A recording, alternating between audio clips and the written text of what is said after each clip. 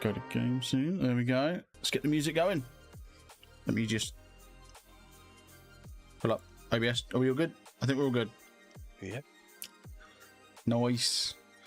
Right. Hello, everyone. Okay. Let me just. There we go. How are we all doing? Right. So today we're working on our to-do app that we was working on with Streamsmiths last Monday and the Monday before that. Originally, we'd set up a client-sided, a desktop-based application. I'm just going to run it here. It originally didn't have anything in it. It was just blank. It had this list. You'd hit the plus button to add your items. You could type into them. It would remember them until you close the application, and then it would like load back up again clear. So last time we spent some time implementing storage. Specifically, we implemented being able to save as a text document, CSV document, JSON document, and we used SQLite to store. Essentially, we use SQLite to store a local SQL server stored within a database file. The plan for today was going to be transitioning over to an actual SQL server, but before we went live, we ran into a little hiccup using the host we were going to use, so that's a no-go anymore. But yeah, so the plan now, we're just going to skip that bit. We're just going to keep using SQLite. And actually, I'm going to be honest, what it might be worth doing is reverting back to JSON, just because I feel like that's going to be the best one. That's going to be the best storage method outside of using a SQL server because of what we're going to be doing today. And what we're going to be doing today is transitioning over to web, specifically having this run in a web browser. And the thing is, JSON is very is web safe, I guess would be the best way of describing it. It's really good. It's just really good with web servers. So we're going to change at the moment we've got our main window set up to read from the SQLite. We're actually going to change that to be read JSON. Oh, there we go. Before we do that, can I ask you something? What I've just noticed. Yes. One, I've got this system component model in here on the main window closing. Yeah. But you do not. Yeah. So if you scroll up to the very top. Yeah. So within these usings, I've got a using system.collections.object model. You probably don't, do you? Or do you? Yeah. Oh, okay. In that case, go all the way down to the bottom to where you saw it, and just remove the system.configuration model thingamajig. Yeah. So it should just say cancel event args. Why is that not liking that? What? If you hover over it, what does it say?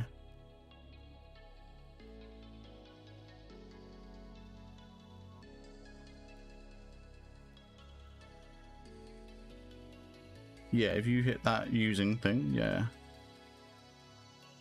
Oh, okay, that's weird. Okay. Yeah. There is a second part to this. Oh, sorry, there was a different using. My bad, I misread. Sorry, yeah, go on. Yep. When I'm opening, yes, it's creating a new list of the same type. Oh. So, yeah. So hang on, let me try closing some down. See what happens then. That's you see what I mean? How many there are? Yeah, if you set it up so that you've only got like 3 in there or whatever, or 5, yeah, there you go. And then close and then reopen it. I think it doubles it each time. Oh, Jesus! No, it's not. Adding them on. Oh, I think I have a theory. Which?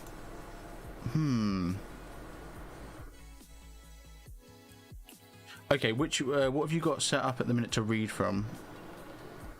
Did you change it to JSON, or is yours still SQLite? I think mine's still SQLite. Where is it? It'll be within public main window. Yeah, you still got SQL. Okay. Interesting. Is that a bug? Okay, then if I close that and then reload it back up, am I going to get loads? Oh, yeah, mine's doubling. Yeah, okay.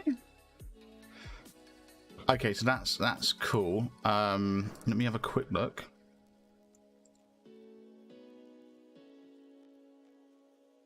So what's happening? Sorry? Life of a tester. So what? The life of a tester. Oh, yeah. Yeah, there we go. What it is, the reason that's happening is because for some reason our exists is actually not picking up the correct ID. So I think this is going back to our ID thing. Okay. So I'm just going to stick a breakpoint on our within our for each loop, within save SQL, like within our for each loop. I'm going to put a breakpoint on my line that checks to see whether it exists. And actually, I'm going to do it on the line after. Sorry, I'm going to do it on the line after. The one that says SQL equals exists and then question mark and then update. I'm going to put it there so I can actually see what the result of exists is. Okay, then if I close it. So exists is going to be false, and that we know that's what's happening because it's saving it new every time. What are we saving as? 6EA, okay. 48 of them. 6EA. I forget how many I set up.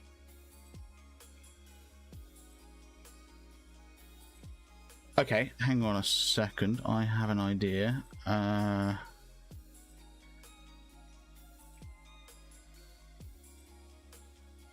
Let's go with activity. Let me get rid of that. And then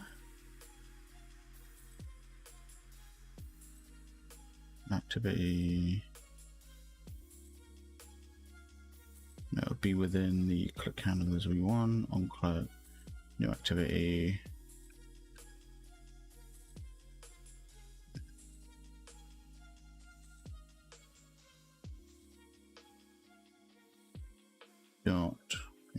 Right, I'm just going to give this a test run.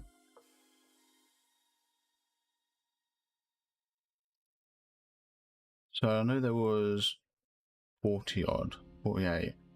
There's currently 48. Okay, if I then just continue through. Ah, okay. Continue. If I just hit that. And now if I start this back up, we should. I should have had a breakpoint, but I think that's worked. Should be 48. No, there's 49. Why is that 49? What?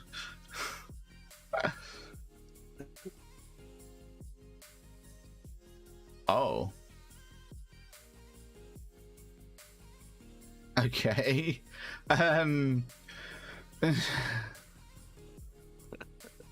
Fine. That's having a bit of an issue.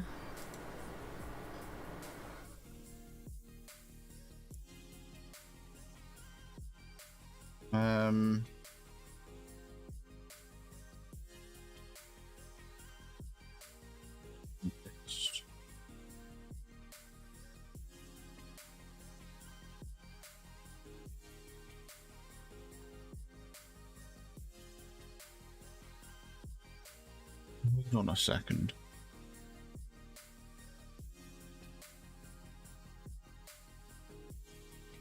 That's apparently a list. Why is that a list? Oh, to list, right, but I get rid of that.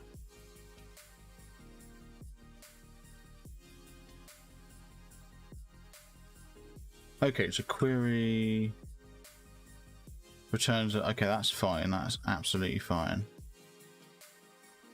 To list. Yeah, for some reason it's it doesn't like the keyword. That's so annoying. I mean, what I would normally do in this scenario is I would set up a serializable class. So I would have something like public class activity serializable. That was misspelled completely. Serializable. And so that would then be public string ID. Like it would, the rest of it would match. But okay. the ID would be a string. And then I'd have something like public activity convert. And this would then return new activity with ID being equal to GUID.pass ID, and then the rest would be that. So this here would so activity serializable is what I would pull from the database. So over here I'd go serializable. Serializable. There we go.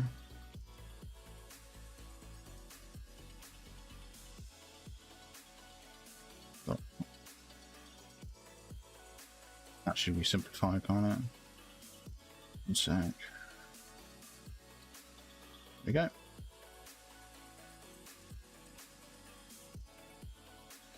Apparently not.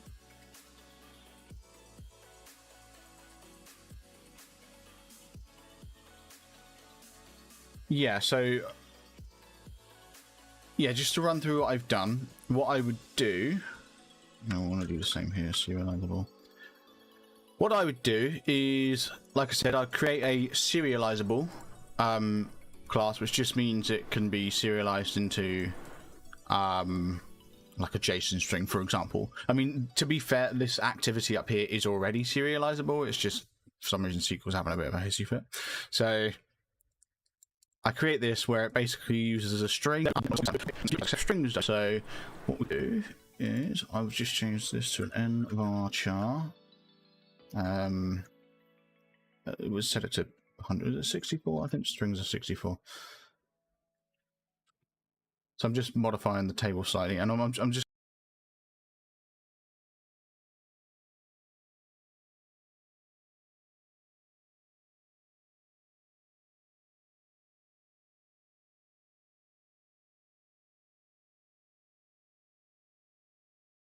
actually going to like pull this over here. One sec. Let me pull up the folder. Is that this one? Yeah. Bin debug. Yeah, so I'll pull this back over here. I'm going to delete our activities.db, and I'm basically going to start from scratch. Have it recreate it. I've changed ID. So before I do actually run this, I'm just going to run through what I've changed in the SQL side of things. So I've changed ID when we create our table. So this is within save SQLite. When we create our table, if not exists, I've changed ID from being a blob to nvarchar, just like our activity description is. I've then put some brackets next to it, just like with our activity description, we did brackets 100 to indicate that max length is 100. Well, GUIDs, I believe, are 64 characters, so I've set 64 in brackets. The null and default I've left the same, but then there's a final set of brackets which had an X before single quotes. I've removed the X because it's no longer a blob. So that's now set our ID in our database to be a string, basically. I'm going to change the for each loop in our save SQLite so that the SQL part is no longer select quote ID, but instead select ID. There we go. That should be fine. Got toString. I'm modifying the bit directly underneath that exists the SQL part. Just underneath the SQL exists bit, we've got a con.execute SQL, and then new, and then squiggly brackets ID equals, and then we had a.id. I've now added a .toString at the end of that to make it a string. So that should save the GUID as a string. And then in terms of reading, so again in the public void read SQLite, so the next function below, there's a SQL bit just at the end of the function, which again says select quote ID. That's going to go from select quote ID to select ID. That's fine. And then my var list equals con.query. It used to be activity. It's now activity serializable, which is that new class I set up above. It set up in the activity file. It's exactly the same as activity, just instead of a GUID or GUID, it uses a string. But everything else has like the same name. The activity description and is completed are still exactly the same. And then in the activity serializable, I have a method called convert, which returns an activity, and it simply just returns a new activity with the ID equal to GUID.pass pass just simply means it tries to convert it from what you give it. We're trying to convert it from a string, which it can do. C# recognizes strings as GUIDs when you pass them through this pass method, as long as it is in the right format, which is a 64 character like hexadecimal kind of weird thingy. But yeah, and then like I said earlier, activity description is completed as identical, so we can just assign those. And I'm just going to do one little thing to make this just a little bit more streamlined on that stat. All I've done is I've just made use of some more recent C# features, more recent .NET and C# features. If you have a method that returns something and it literally doesn't have any logic inside of it, the only thing it does inside the method is return. So you're not doing any, you know, math, you're not doing anything like that. You can get rid of the squiggly brackets entirely and do an equals greater than symbol, and then just get rid of the return bit and just say, right, new activity. Oh, if I can type, that'd be great. 50. There we go. So you can do new activity, and then you return like what's inside of it, like I set up before. But then one of the new features of .NET 5, I think it is, you no longer have to do activity. You can just say new. So that's the activity class. So how are we doing, Streamsmiths? Are you following along? Do you want me to go over any bits? That one because I know that we're not going to use it. I was just watching. That's cool. That's fair enough. All right. But yeah, so back in main window, where going back to this var list equals con.query, like I said, I replaced activity with activity serializable, and I did the same as well, I should mention, in our save SQLite within our for each loop. The var exists equals con.query.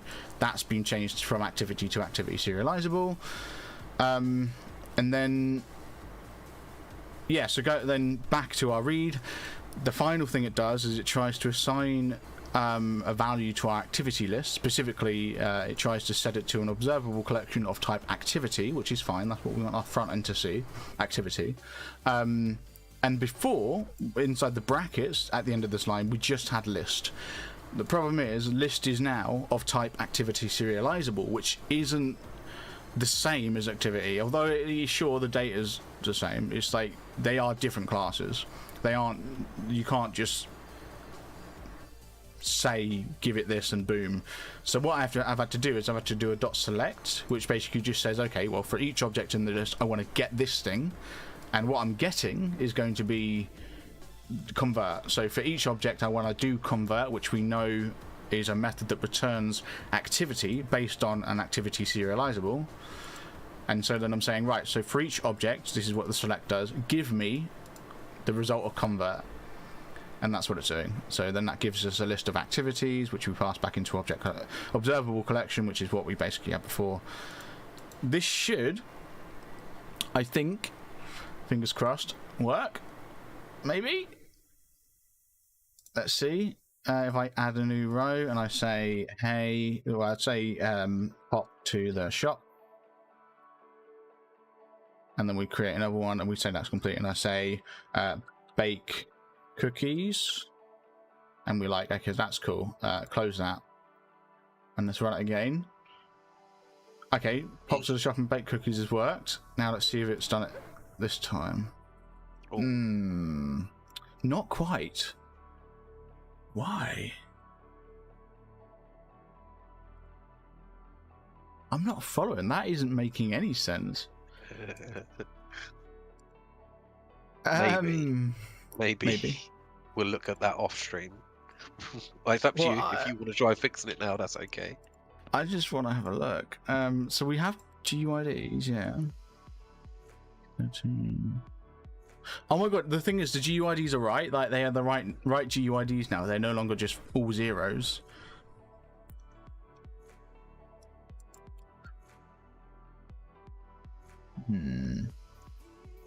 Oh wait, hang on.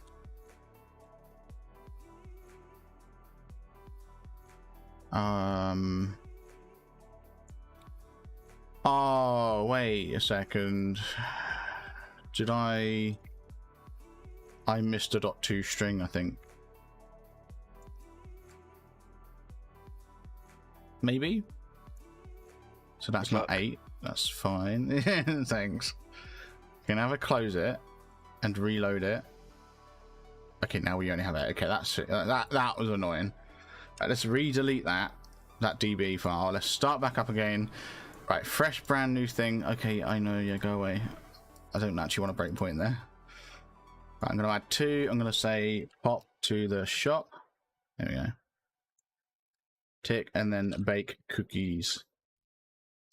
Put close. Load back up. Bosh. Oh. I think that's fixed it. Looks like it. There we go. Happy days. That was annoying. But that's the thing, sometimes you do have to do this, and this is, I'm going to be honest, this is a bit of a thing when it comes to JSON. JSON is another one of those storage methods which doesn't really support C# classes. I mean, it does, but it doesn't support complex things, so you sometimes have to create serialized classes. Like, for example, I'm trying to think of an example. There are some it does support, like it supports date times, I believe, that although that is a really complex C# object, like with all these different methods and all these different, like, you know, seconds, minutes, hours and all that stuff, it does support it. I think it stores it in a nice sort of formatted way, and it then reloads it all in the formatted way when you load it back into C#. I'm trying to think of others though that it doesn't necessarily. I guess an example that it wouldn't say very well is if we go back to our text. No, not our text. Is it CSV? Yeah, so if we go to our CSV section, in Save CSV, we've got the stream writer. Now, this stream writer probably has plenty of things. So if I actually, tell you what, let's just have a little look. If I load it up and stop it, close it, and if I go hover over SW and like I have a look at it, it's got this thing called auto flush. It's got this base stream which has its own children, you know, core new line. It's got this encoding which has a bunch of things in it. Encoding has a decoder fallback, encoder fallback, preamble, format provider, which again has a ton of things like calendar, errors, compare info, culture stuff. There's this huge nest of things here, and this just would not be stored very well in JSON. Not really. It would be really inefficient. So what you instead would do, I mean, what I'm about to explain you wouldn't use for a stream writer, but let's say, let's pretend our activities, for example, have this massive nested, like, bunch of objects, and let's say half of those objects are reliant on server-side things and not necessarily things you've added to the activity. So it might be certain properties that are set if it's set to complete or etc. I don't know. Like, just pretend it's got a bunch of properties that aren't set by the user. They're actually background things, and they determine, let's say they determine things like color. They determine the color of the activity. They determine the font size, whether it's got a strike through it, etc, etc. That's our example. We wouldn't want to store these because they're going to be the same regardless. Like, they are dependent on another property, right? So what we would do is we'd create a serialized a class that would be serialized, and that would then store only the relevant data that it needs storing, right? So for our activity example, it would literally store an ID, description, and whether it's completed. Whereas our activity class might then include something like a public bool strike through, and that will be equal to something like is completed, right? Or something. And so is completed and activity description dot length is greater than 0, for example, and then public string color, and that would be equal to is completed, and then we want to do hash 404040, otherwise it's going to be 909090. So those are hex codes for colors. I don't know what they are off the top of my head, but I think they're gray. They're gray. I just don't know what shade of gray. But yeah, like there you can see the color is based on is completed. Strike through is based on is completed, and activity description. We don't want to store these. It's a waste of data, right? Because they're reliant on what these are. So we store activity description as completed separately in our serializable class, But then when it gets loaded into the C#, our C# then performs this logic here and says, oh, well, strike through is going to be true. Color's going to be this gray. You know. So that's kind of the purpose of serializable classes. And again, it goes back to this stream writer where it's got all these nested things. We don't need half of it. We only save what we want to keep. I mean, sometimes, I'm going to be honest, in some cases, you might need a bunch of nested stuff. That's fair enough. Like, it might be needed that you do need to save stuff nested, like one after the other sort of thing. But at least you configure that. You control it. You don't then save, you know, 30 things that you need to save and then 150 things you don't. Am I making sense? A little bit. Okay. Anyway, I went off on a little tangent about serializing stuff. We don't really need to worry about it. Anyway, that's fixed our SQLite issue. I'm going to leave the fix in there for now. Like you said, we're not actually going to use it because we're going to replace read SQLite with read JSON, which wasn't having the problem. Because like I said, JSON serializes skewits. It's one of the ones it does work with.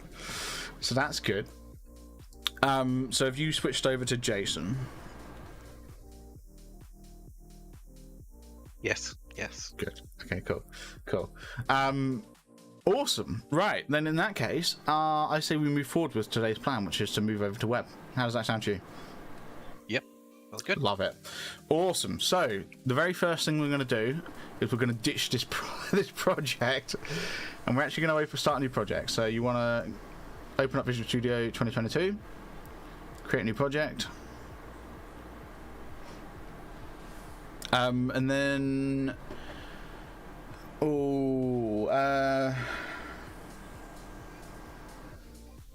here's a question for you. Do you, and it is quite an important one actually, like this isn't something that's easy to like if we choose one thing now, it's not easy to go to the other. So we do kind of need to decide now. And the question is, do we want this to be a collaborative to-do app? Or is it going to be a one-person only to-do app? What do you suggest? Well, I don't know. It's up to you. Like, because I mean, at the end of the day, we're making it for you. So let's do collaborative. Okay, that's cool. In that case, then we need to pick in your list of projects. There should be an ASP.NET Core web app. You might have to do a specific search for web app. I'm going to do web app. Just wondering if you get it. Yeah, so ASP.NET Core web app. So that's what we want to go with. If we, just a heads up, if we were going to be doing solo, like as in only one person needs to be able to see the to-do list and anything someone else does won't interact with what you're doing, then we would do a Blazor WebAssembly app. It's a client-side, that is a client-sided web app, which is really cool. It's awesome technology. Having said that, the ASP.NET Core web app, and actually that's not what we're going for. I'm actually being an idiot. Sorry. We want to go for a Blazor server app. Sorry. It's work getting in my head. So instead, if you do a search for Blazor, I've got it. Blazor server app. Sorry, it's because we use ASP.NET web apps at work. Sorry. We don't use Blazor, but Blazor's what we want because it's nice and easy to work with. Sorry, so Blazor server app. So that's the same as a WebAssembly app. It's just instead of it being run client-sided, specifically, WebAssembly is a language. It's a merged language between it's a weird language which combines C# and HTML, and it runs directly within the browser. So that's how that works. That's when I say client-side, I mean the WebAssembly app literally runs in Chrome, Firefox, whatever. It runs in your web browser. Hence why it's good for solo things, like for things that no one else needs to collaborate with you on, and because it runs in your web browser, you know, let's say both me and Streamsmiths had this app up simultaneously, he would make changes and it wouldn't appear on my end because they are run within the browser. Server app, on the other hand, run on the server. The pages are built on the server and then sent to the browser as HTML and CSS and stuff, but they're built using C#. So that's all good. So what we're going to do is we're going to make this Blazor server app. We can call it whatever you want. I'm going to call it To Do Web App. That's what I'm going to call my one, because I had the other one I had as To Do App. This one's going to be To Do Web App. Once you're happy with the name, hit next. Then it's going to ask you about a framework, I'm guessing. Yeah, so you want to leave it on .NET 5. Authentication type is none. That's happy. That's all good. That's happy days. And we do want to leave this ticked. The configure for HTTPS. We want to leave that ticked. And then I've got a couple of extra options which you don't need to worry about anyway. Like that we aren't going to use them. Docker is some. I think it's Linux. Are you aware of what Docker is? No idea. Okay, I think it's a Linux like web distribution tool or something. I'm not 100% sure. I think it's a bit like Amazon AWS and Microsoft Azure. I think it's kind of a Linux version of that. I'm not too sure though. But we're not going to use it anyway, so we don't have to worry about it. Hit create. Bosh. We should get a brand new Visual Studio project pop up. Question 1. Yes. So you said collaborative. Mm-hmm. Do we now create some kind of an account or something to be able to link into each other's? We can. That can be something we add further down the line. Okay. For now, we'll leave it open, so like anyone who can access the link, which I should point out when we're working in Visual Studio, this website we've now actually got in Visual Studio is actually set up to only run locally, so no one else could access it outside anyway. We would actually have to perform steps to allow others to connect from outside. So you don't have to worry about anyone hacking it in or anything. But yeah, we'll leave it open in that sense, so that we can just use it. But yeah, further down the line we can add accounts. That's when we move over to actually using a SQL Server, because that is still in the plan to use a SQL Server. We just can't use the one we were going to use. But once we do that, we can add accounts to it, and yeah, we can have so you have to log in, and it'll only show the page if you've logged in and whatnot. You'll only be able to see your to-do list and ones you've been added to, blah blah blah. These are all things we can add further down the line. For now, keep it simple. We're just going to move the functionality we've already got over to the web. Sound good? Yep. Cool. So first things first, you can close the tab that was already that appears open. The overview tab, you can close it. Don't need it.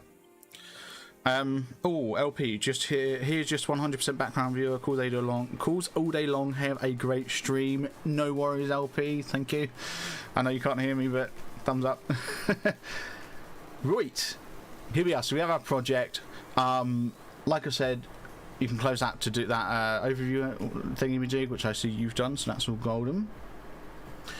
Now, the very first thing we want to do, and I'm going to be honest, this is just personal preference, just because we're not going to use it. In your Solution Explorer, you want to go into Pages, expand that, and go also expand Shared as well. And Data. Screw it. Expand Data as well. So that gives us a view of different things, like different files. So we can see in data there should be a weather forecast and a weather forecast service. These are just example API things. So if we double click on weather forecast service, this provides us so this is giving us a service, so to speak, which is what an API would then use to get data essentially. So if I go to where is it? I don't think there's actually a... No, okay, so I think they removed it. It used to be, I think about a year and a half ago, it used to be that when you created a Blazor server app, it would give you an API controller. A controller is just something that an API or if anyone isn't aware of what an API is, it's something that you can query. You can basically go to a web link, you can go to a URL, and assuming you have credentials, if it might not need credentials, some of them don't, some of them do, so you need to give it a token. You get given a token from the server. They'll give you one, like the company or whatever you're trying to get the API data from will give you a token. You just need to pass that along while accessing this link, this URL. And then it will give you back data, right? That's an API. That's literally all an API is. You ask it for data, it gives you data back. Simple stuff. It's not, but the concept's simple. It used to be, I think a year and a half ago, 2 years ago, whenever it was, they don't seem to do it anymore. It used to be, though, that when you created a Blazor server app, it would actually give you an example controller. A controller is a thing that the API uses to receive that URL, that link, and says, right, what do I need to do with this? This is the link that's coming. What does this link mean? So in this example here, with this weather forecast service, there might be a controller that is accepting sort of a slash, like, you know, web link slash weather slash, and then maybe a location, so London, for example. And then the controller would say, okay, well, we've received slash weather slash London. What does that mean? So I need to go into the slash weather method, and London's are like parameter. So I need to do a query using the forecast service. So this file here, it would like do this get forecast, and I mean there might be like an additional thing here that's like string location, for example. So we'd have like this get forecast async would have like a location, which would be London. The start time would be the time, the start date, sorry, would be the date at which we want to get the forecast for example. I mean, that might also be passed through as well. Like we might do slash weather slash London slash and then a date or something, for example. And the controller would take that and say, okay, well, slash weather, great. The weather function, the weather method, awesome. Slash London, well, it's London slash, and then the date. This is the date. Awesome stuff. But it seems like these days they don't seem to include the controller, which is a shame, because it's like, it's the middle point. It's like you need it for an API. Obviously, though, what they're expecting here is if we go into on the right, well, it's in the Solution Explorer. If you go to fetch data, I would expect there to be. Yeah, okay. If you go to fetch data and scroll down to the bottom, there's like an @code section. Mine's asking me to install something. What? What's it asking you to install? ASP.NET and Web Development Tools. Oh, okay. Weird. Odd. Install that. Yeah. That should have come built in. Very weird. Yeah, that should have come bundled with Visual Studio and with .NET Core. Oh well. Hopefully it doesn't take long. Shouldn't take too long. Oh, I'm wondering if it's the formatting and stuff of the Blazor stuff, because I'm just looking at your code and it was like all white, as if like it didn't have formatting. I'm wondering if that's all it is. It's just like it doesn't recognize Blazor specifically, right, which is interesting. Looks like it's getting completed though, so. Oh, let me also undo what I've just done, because I actually need that location. Yeah. Sorry guys, just waiting for Streamsmiths' Visual Studio to install this so that he can work with Blazor. The wonderful technology that is Blazor. Tell you what, while that's installing and stuff. Oh, right, there we go. I was gonna start talking about Blazor and what it is. I suppose I still can, can't I? So yeah, I'll just quickly go through it. So Blazor, for anyone who isn't aware, and I'm sure many people aren't, because it's not exactly widely spoken about, I think, in a minute. I know it was a bit of a buzzword about a year ago when it first like really started getting out there, but not so much anymore, I don't think. Blazor is just a combination of C# and HTML, basically. It's a certain technology that allows you to write websites using C#, HTML.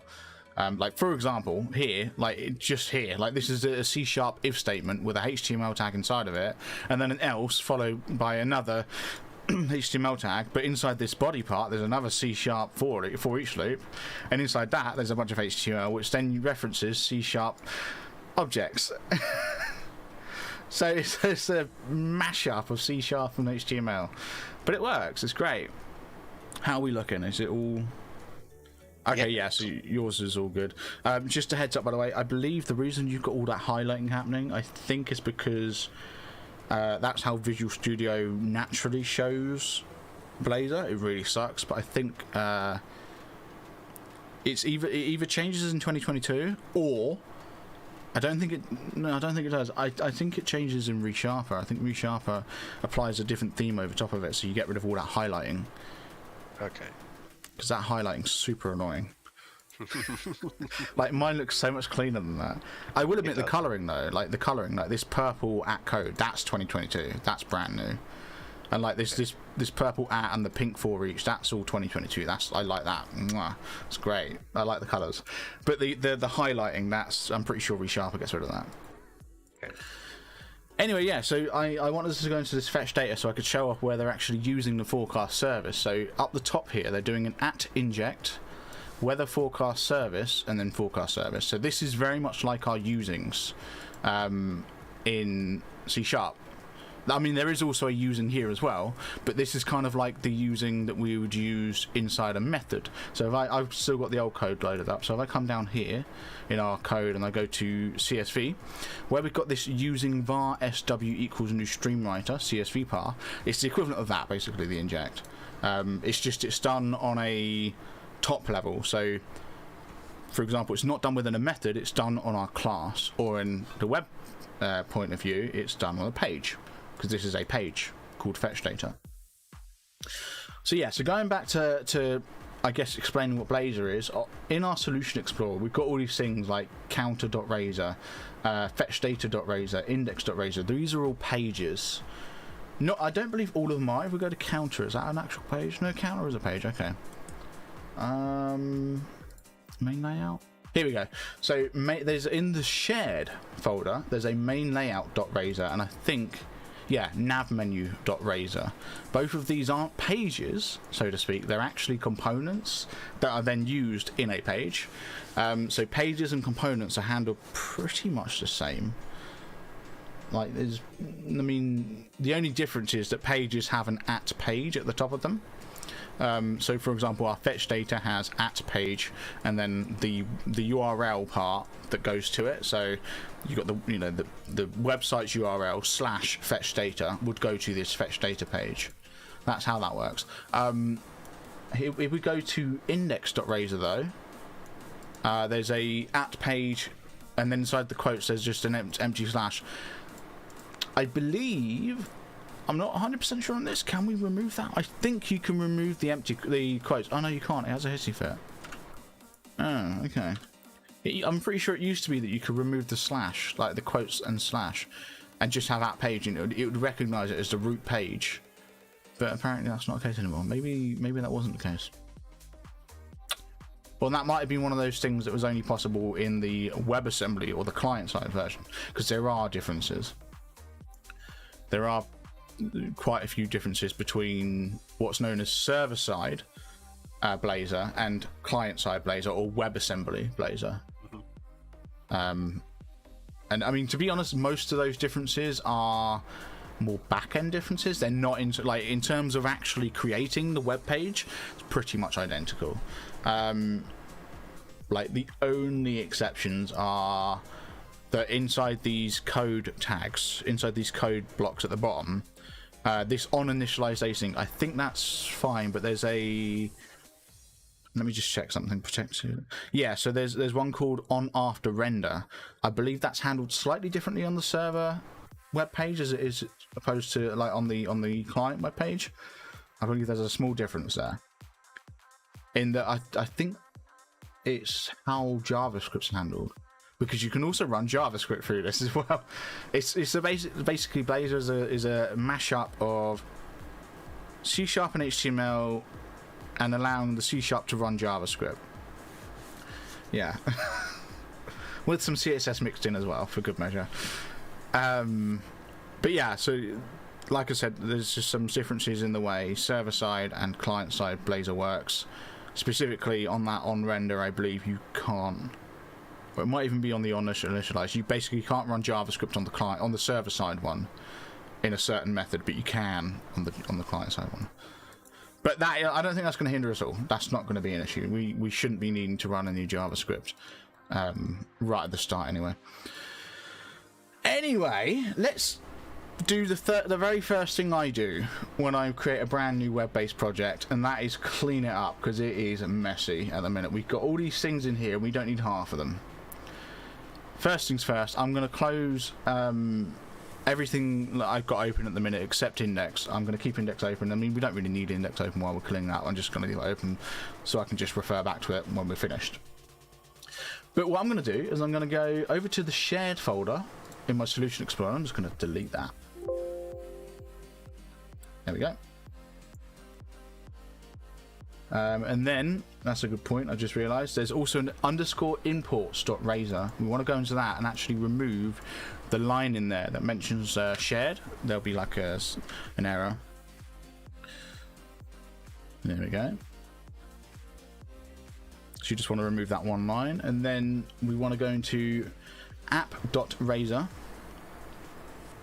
Oh, wait, hang on. Why is this having a history? Oh, God, I think I've just done something. Have I just butchered this?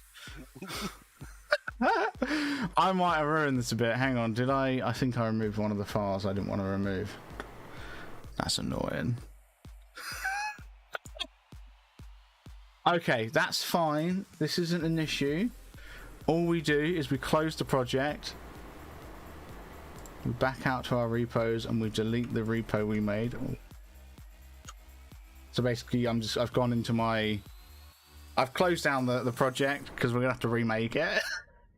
Might as well, yeah? Yeah. Okay, that's a hashtag fail. Where am I finding that? So if you go back to repos, you'll see there's a to-do web app. You just want to delete it. But you'll need to close the Visual Studio project first. Yeah. Whoops. I think I know what happened. I deleted one of the files we didn't want to delete. But yeah, once you delete the... I just want to try something because I don't know if I saved it. I just want to see if it's still... Oh no, it won't have it because when you delete folders and files, that doesn't. It doesn't require like a save. Yeah. Well, that was my bad. My bad entirely. Let's try that again. So back into here. So create a new Visual Studio project. Here we go. Anything up. There we go. Blazor server app. Next. Okay. To-do web app. That's what I'm calling it. Next. .NET 5. Okay. Happy days. Configure HTTPS. That's ticked. Authentication type none. Create. Second time's the charm. My bad.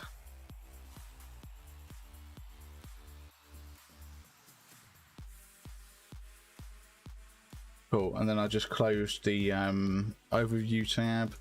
Right, let's expand data, pages, and shared again. Right, okay. There's a main layouts.razor file. Don't delete that. But we do need to go into it. So you should. Sorry, say it again. What are we not deleting?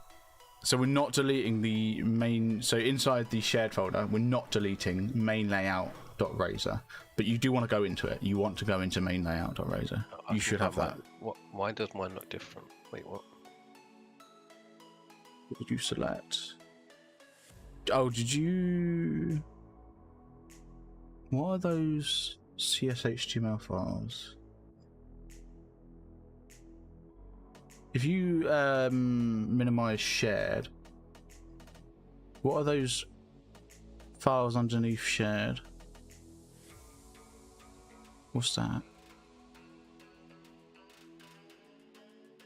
Hold on, if you delete that, if you close that project and start from scratch. So then if you delete the folder and then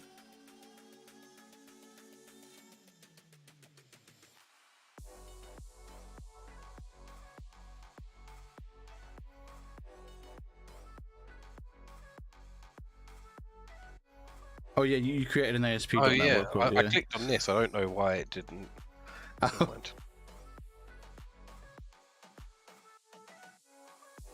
There we go.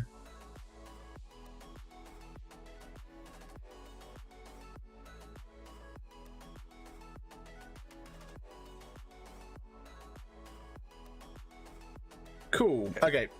So yeah, we want to expand data, pages, and shared. And we want to go into main layout.razor. And that should then give us this thing here, which has an inherits layout component base. That's cool.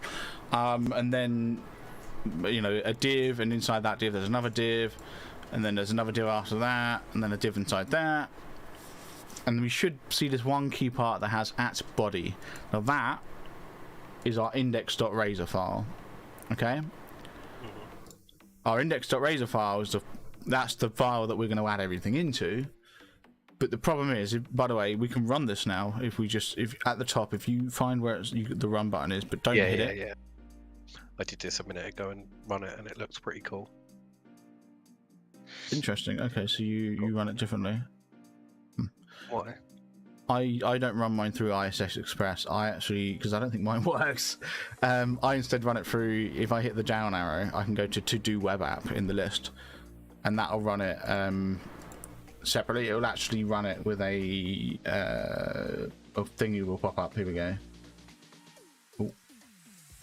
Yeah, this appears. Oh yeah. Yeah. Anyway, yeah. So what's the difference between the two? Basically, so if ISS works, that's fine. All that means is it's actually running the website in the background all the time. If you stop it, it will still be running in the background. You should, yeah. If you stop this and then try and access in Chrome, if you go to localhost :5001, it should, in theory, local. Oh right, yeah, that one. Yeah. Localhost 5001. Are you sure? Oh no, sorry. Yeah, sorry. You're right. Yeah, that one. It might be that one. No. Okay. It might be because I created a new one. 2 seconds. Let me just check what it is. Yeah. So what? Yeah, you want to go to that. So whatever that is. And then if you stop your there you go. If you still go to that website without loading it up, it should, in theory.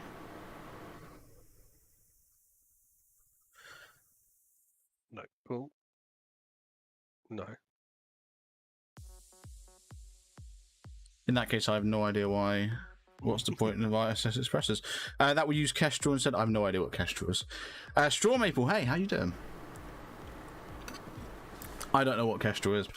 Anyway, yeah, so this is what we got so far. Got a little counter. That's cool. Does that persist? No. Of course it doesn't.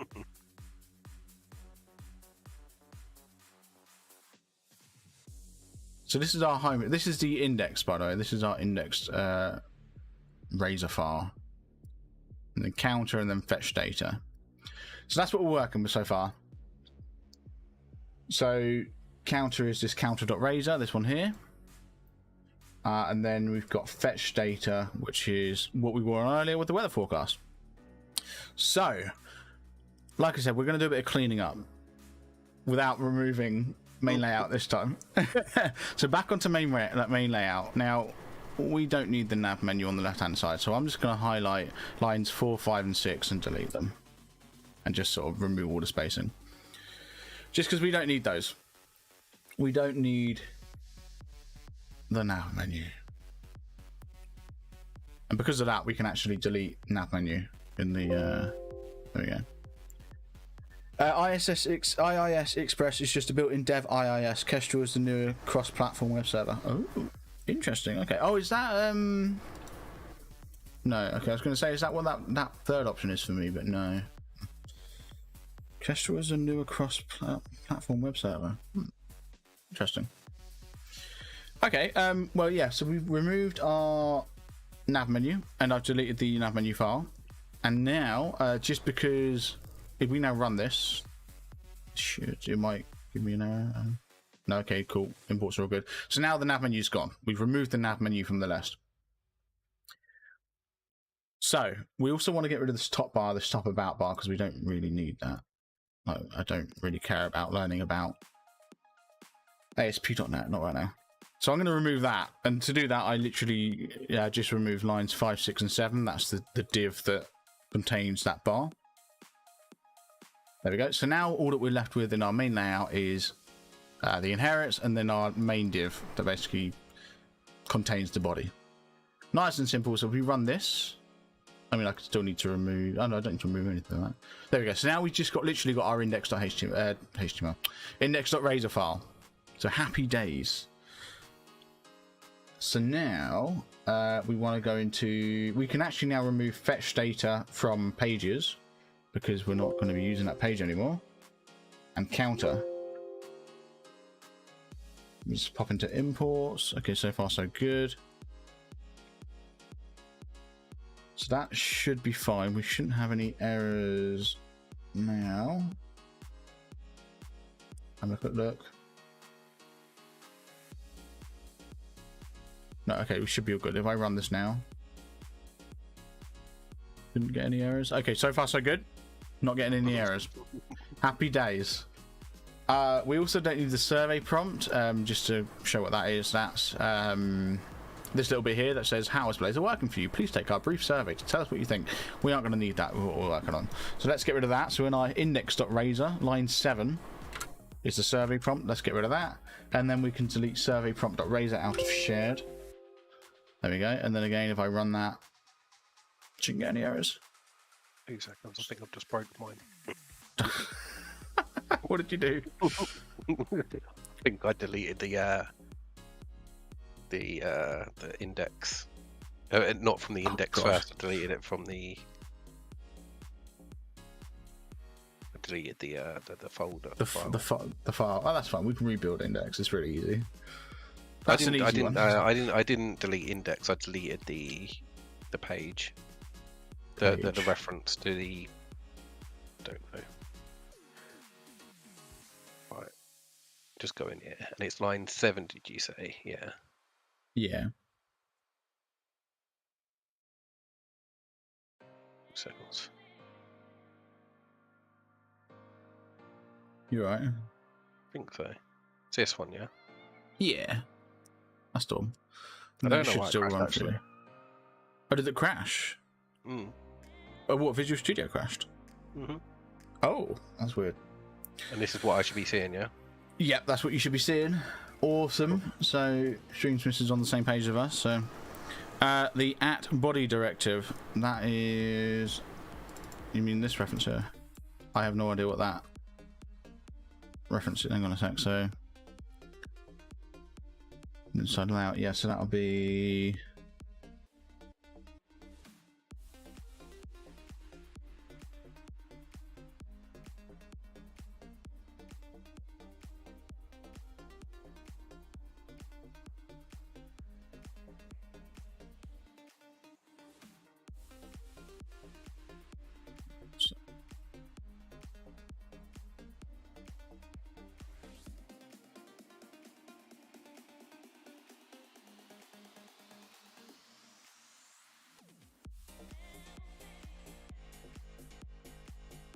Can I just pause you for a second? Yeah. Is this going to be as easy as kind of saying, okay, open this web page and open this app when you open it? What do you mean by open this app? When we're referring to the actual to-do console? Or are we retyping the to-do app in? Oh, yeah. So there is going to be an element of rebuilding. So we built it in, like, the front end we built in XAML before. Like, we used XAML to build it. We are going to have to redesign it. Okay. Using HTML. But it's going to be like XAML and HTML are like quite similar. It's the same kind of syntax, just different words and whatnot, different keywords. Oh, I mean, did delete? Oh, I don't actually know. What did you actually delete, by the way? That did you not know what you deleted? What did we delete from line 7, and where did it link to? It was doing. I can't remember what it was called. So I deleted it, I think, from shared. Oh, so I see. So you deleted the component before you deleted the reference to it. Yeah, exactly. I don't know why that would cause issues though. That doesn't make sense. Maybe it's where I kept opening, closing it, or something. I don't know. No idea. And oh wait, that's interesting. I wonder if you tried to remove it while it was running, that might cause problems. I don't know. I've never worked. This is the thing. IIS doesn't work for me, so I don't know. I don't know what kind of like hurdles you have to jump through when working with it. Doesn't matter. It's okay now. Yeah. Okay. Oh well. Weird. So all that's left, by the way, is for us to delete the weather forecast and yeah. So we don't want to delete the data folder because we might reuse that. I mean, we probably won't, but we want to delete weather forecast and weather forecast service. Yep. And then Now I want you to run this. There we go. Streamsmiths got an error which I was expecting. So if we go into program, no, it's startup. Wait, what? Oh, down here, yeah. Yep, so startup.cs. So this is what gets run when we start our... Well, program gets run specifically when we launch the application, the web app. No, hold on. I'll get there. So program.cs is what's run when we load the application, the web app up. It's the equivalent of our previous... this basically here, this our main window, I guess. In our previous one. So what happens is the ASP.NET, because it does run using an ASP.NET backend, hence the server side of things. That's why it's server-sided Blazor. It creates the host and whatnot, and it runs this startup.cs thing file here, which is then what sets up all of our services and whatnot. So we're going to be making use of, at some point, a SQL service once we get around to getting a SQL server that works for us. But for now, we are going to be storing using... We're going to try using JSON. And I've actually just realised, I just remembered actually, if we had gone with the WebAssembly, that would have caused problems storing in JSON files, I think. So it's a good thing we didn't. I don't think it would hot reload until you reload the site, so removing the components should be okay if it was running. Yeah, I don't know, it's weird. I don't know why Streamsmiths' Visual Studio crashed. It might have just been a 2019 bug, to be fair. Maybe. To be fair, like, I'm going to be honest, I think .NET 5 and specifically like newer versions of Blazor probably isn't really, like, they probably haven't done some backwards optimizations on 2019. So, don't know. Anyway, back to this service startup.cs file where all of our services go. These services are what I was referring to earlier on when I said we were going to use dependency injection to like pull things into our files. That's how this weather forecast service was working, by the way. So weather forecast service was added as a service to the web app, and then the web page was then doing an inject. It was injecting that service into the page. So that's dependency injection. We're actually going to remove, you got it right, by the way, we are going to remove that one line that references the weather forecast service. There we go. And that, I think, is that going to stop us getting errors? Apparently that stops us getting errors. Okay, I wasn't sure if there was any more usings. Anyway, that stops us from getting an error. Awesome. And now I believe we're all good. Like, our website is like tidied up. We're now ready to actually start working on it. I'm still getting an error. No, what? What error are you getting? If you hit no, and then look at the bottom, you should have an error. What's that? What's that say? The type of namespace named data does not exist in the namespace to web app. Double click on it. Oh, sorry, I removed it. My bad. I kind of jumped ahead with this one. My bad. Yeah, remove that line. Sorry. I did that earlier and completely forgot. Sorry. There you go. Now if you run that, that should be fine. Right, so in .NET 6 startup is mashed into program.cs as it uses the new top-level program, so it gets a hidden main method. Oh, I haven't used .NET 6 yet. Interesting. I know at work, one of the projects we are working on, the guy, I think I mentioned this last time, the guy is actually using .NET 6 to rewrite one of our services, but I haven't used it yet. Hey Joe, how you doing? And hey Vindex, hashtag dead. Oh, I bet. Oh, how's it going, Vindex? How's the stream go? How did the whole 12 hours go? I just want to say hi. I'm gonna go play Red Dead 2. Oh, fair enough. Needs to remove the using. Yeah, Streamsmiths just needs to remove the using. There we go. Question about that. Yeah. I don't know why this is not connecting. But so I didn't think that when you putting in that using at the top, you're only referring that you can use them services. I didn't realise that if you weren't using them, it would then cause it to not load. What do you mean? Sorry. What? Oh no, it's because it's startup, so it's calling for that cert if it's during the startup. That's why. Because normally that's it. If you had that like in a when we're coding, for example, Just quickly. When we done this is just referring to something that you can link into to use, right? Whereas, I don't know how to explain this. Right. Yeah. So the using, yeah, it pulls in libraries and stuff. Yeah.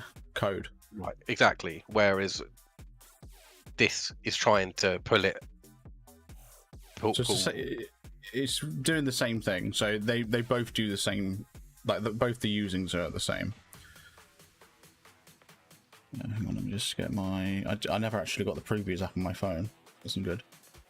Oh, there we go. Okay. If there's no class with the namespace, it doesn't exist. It's class based, not folder based. Yeah, we. Yeah. So basically. Oh yeah, I completely forgot we're doing that. I thought we deleted the folder. Yeah. So. That's it. So Streamsmiths didn't remove the using, and because there wasn't anything there for it to use, it wasn't having it. Yeah. Yeah. Okay. Thank you. Yeah. So without a class in data folder, the yeah, using to do web app.data wouldn't exist, which is why there was the error. Yeah. Vindex, Jesus. So the stream went well then, Vindex. Anyway, I'm just gonna go through and clean up my usings because I'm a bit anal like that. There we go. Okay, so we've got our startup tidied. We removed one thing. Program we didn't touch. We can close those. We've got app.razor open. I mean, you might not have some of these open. I do though. Main layout. So all I'm going to have open is index.razor, which is where our actual code's going to go. Our actual to-do app is going to be. Right. So we now need to build the to-do app.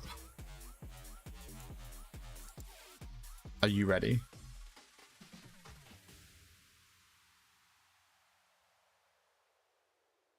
Hello? Do you die?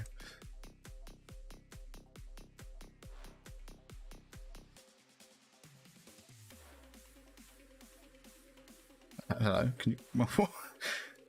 Are you there?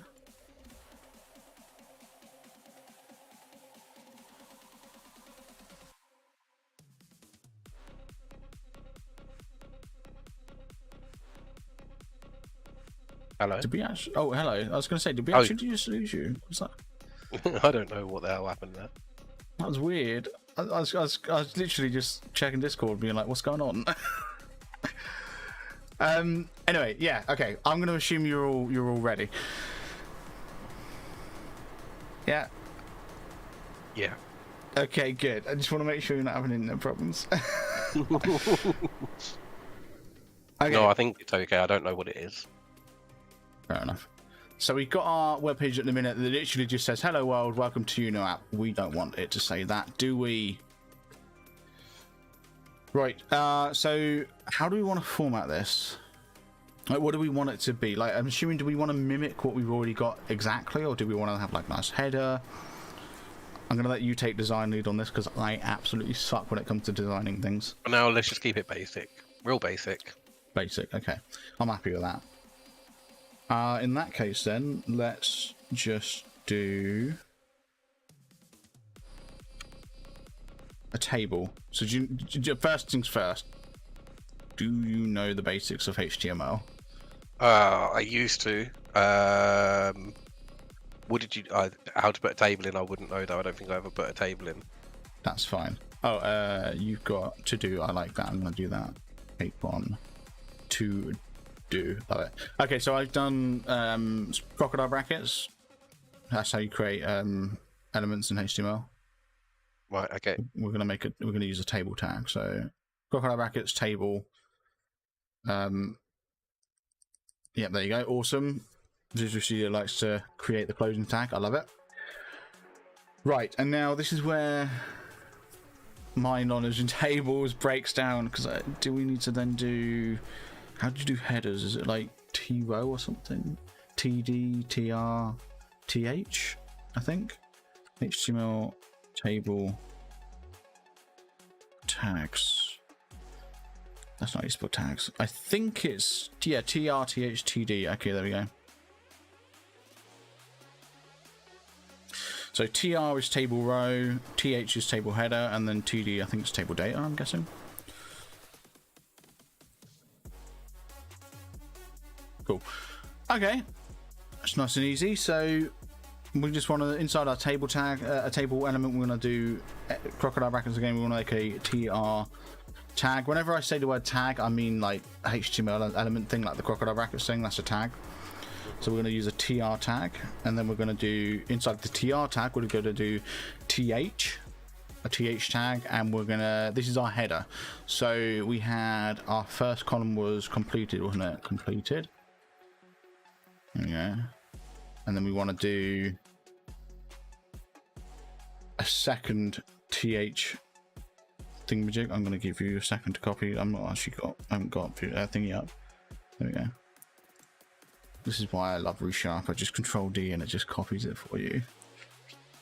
What is it? Control D? Yeah, it's a Resharper thing. How do I?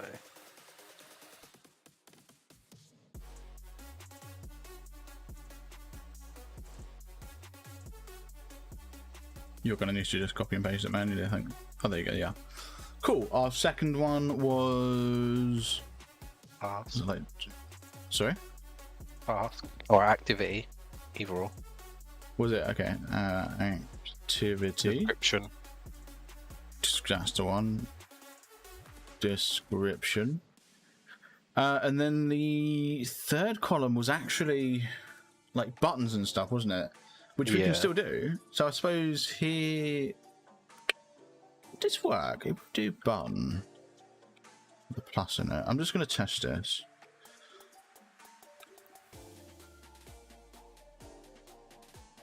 Let's do info. Let me just run this. Is this going to actually display something? Yeah, okay, so we get a button. So that does what? What? It just seems clever. I don't know. Oh. I know it doesn't have any function, but it just... Again, and it looks pretty without doing any kind of coding to make it look pretty. Yeah, so that's what these classes are. So the like for the button specifically, it uses does it use Bootstrap? I should know this because I literally like... Yeah, Bootstrap, it uses Bootstrap. I've literally like looked at the start like to see what it uses so many times. I should know that. It uses Bootstrap. And I did know that, I just needed a, you know, confirmation. So it uses Bootstrap, and that's what allows it to style the button so that it's not just some grey blocky button like it used to be back in the 90s. So yeah, so that's what the BTN tells Bootstrap as a button. BTN info, I think, is like the color and the style of the button. So that's why we get this blue button. Is it blue? Yeah, this turquoisey color, kind of aqua kind of color. If we change that to, is it warning? Or is it danger, I think? Is there a warning one? There is a warning one. Okay, there's warning. Color's warning. Warning's yellow. And I think danger is then red. Danger. Yep, danger's red. Is there a green one? Let's see.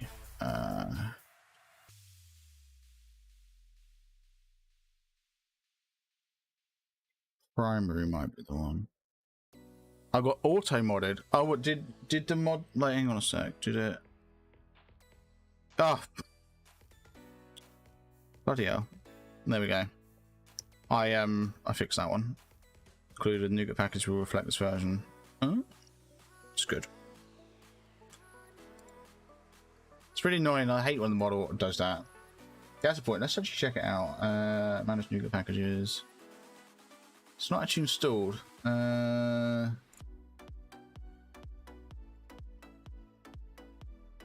Okay.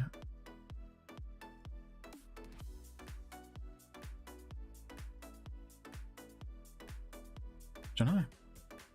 Button success for green. Oh, it probably is. Yeah, I think primary's blue, isn't it? I think primary's like a deep blue. Yeah, proper blue.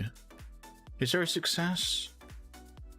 let's see, button success. There is a button success. Yes, that would make sense then. So button success is green. Okay, I'm going to leave mine green because I figure green for adding sounds quite good, and I think we'll make red be the remove one. I mean, you don't have to follow this if you don't want, Streamsmiths. That's what I'm doing. Yeah, I've done it. Cool. So let's have a look at why you're getting errors. What are you getting errors for? It worked a second ago. I think it might be because I don't know. Do you know what? I'm going to do what I did last time. Let's pop that out. Oh, God. You guys can see a screen. Let's have a look. Oh, you haven't got the opening button tag. So the button needs a opening bracket on the left-hand side. As in, like, right at the start. Right where it says TH at the very start of the line. Just, you need a crocodile bracket. There you go. Cool. So that fixes that. Then this is where the C# comes in. We want to do an at for each. We don't actually have the thing we're looping through yet, but we'll get to that. And then we want to do just for now, let's just put a placeholder variable. So activities for each var a in activities, rather. If I can type, that would be great. So inside the for each, we want to do var a in activities. Well, we're going to create activities now. There we go. And I've just done squiggly brackets to indicate this the body of the for each loop. There we go. Then what we want to do, oh, by the way, that's another thing as well that I think Resharper might fix, where you've got all like the dodgy indentation. I think Resharper fixes that. I'm not convinced. I'm not too sure. That might be a 2022 feature as well. Anyway, outside of this, so we're not going to worry about what's in the for each loop for now. We actually need to get some code, actually, some C# code actually in the project.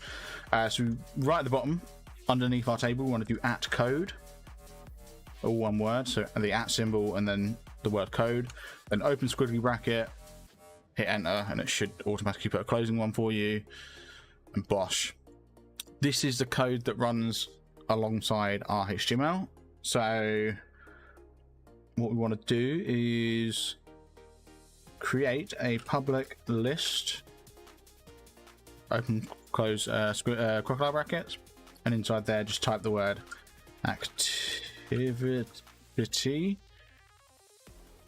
and don't do the import. It's probably going to want you to import something. Don't do it, because we're going to replace it. Oh, activity, yeah. And then close crocodile bracket, and then we now want to give this a name, which will be what we called it in our for each loop. So activities.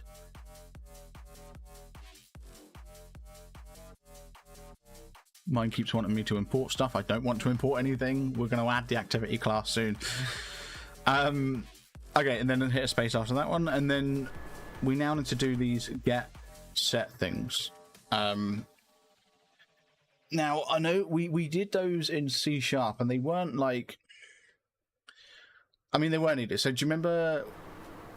I don't know if I mentioned this, but in our desktop application, our activity list needed the get set so that the front end could bind to it. If we didn't do the get set and we just had it be activity list equals new and then blah, blah, blah in the front end for our previous project, that wouldn't then bind properly. What do you mean bind? So if we go to our XAML file on the previous app, the client-side app, and we go down to our list. So in the XAML. Doing this again. Do you remember the button? Literally early on. Yeah, early on it was there. I don't know why it's gone. Maybe it's screen. Have you got a 1080p screen? Yeah. It might be screen related. Maybe. I'm not sure. Maybe because your screen's a smaller resolution, it's it compresses it automatically. Yeah. Yeah. Anyway, in our list view, we've got this item source equals binding. In order for us to actually bind to it without it, like in order for it to recognize it, we needed to do this get set. We need to turn it into a property basically, instead of a field. Cleaning up my mouse map. So that's that, and we need to do the same for Blazor. Blazor works the same way in that we need this get set. If we don't do the get set, we can't bind to it in the HTML side of things. Anyway, but much like our desktop app version, we also do need to do an equals new list activity. I say that we don't need to do a list activity. We just do a new open and close brackets, just like we've done on the other side. I think is that there we go. So new open and close bracket semicolon. Cool. So that's setup activities, or that is a list of type activity. Now we may need to set that to an observable collection as well. We'll cross that bridge when we come to it, because it's easy enough to change it.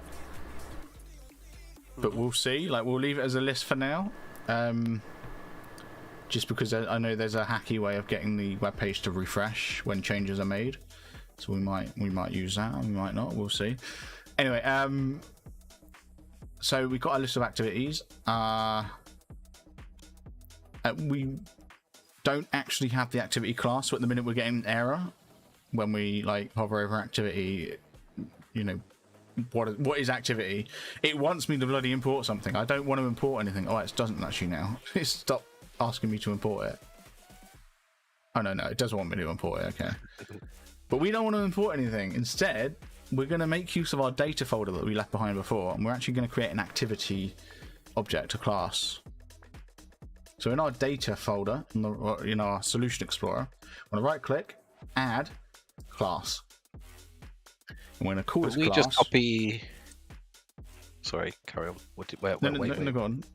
Where did you went too far? What am I picking? Oh, so if you close this window, if you right click on the folder, go to add, and then at the bottom of the list there's class. There we go. Oh wait, what? That is what? Yeah.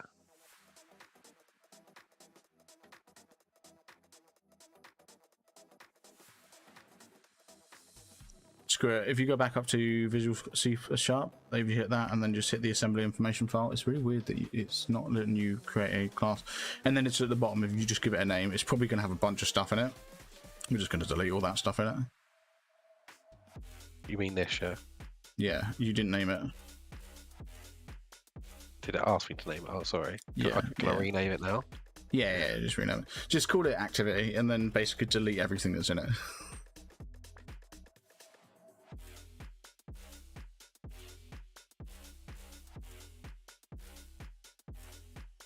Can we not just copy what we've got in this activity? We can, but I figured we'd type it. Okay. You know? To be fair, actually, you're missing a bunch of stuff, so you might as well. Okay. Or, yeah, well, you can type it again. There you go. You don't actually need that using.system. You might do, actually. You might do.